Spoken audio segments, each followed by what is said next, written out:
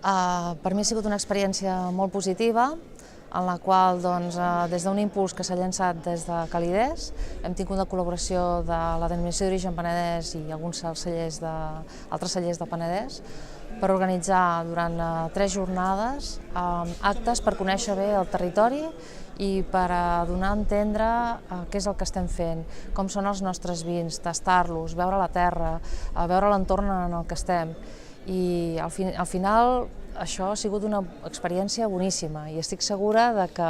en properes edicions hi haurà coses que encara podrem millorar, però és que estic super satisfeta de com ha anat tot i de la satisfacció que veig en la cara de tothom. Bueno, jo crec que ha sigut fantàstic, hem tingut 3 dies meravellosos, gent que ha vingut de totes parts d'Espanya, s'han coaccionat entre ells, ha hagut una bona entesa, un bon clima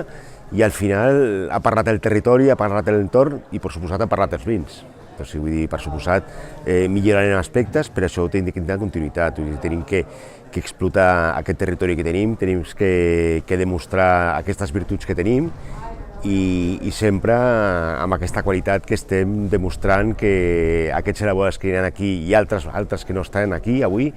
que estem treballant per fer de cara al futur, per fer les coses ben fetes. Bueno, i és una guerra que tenim sempre d'intentar demostrar que aquí al Penedès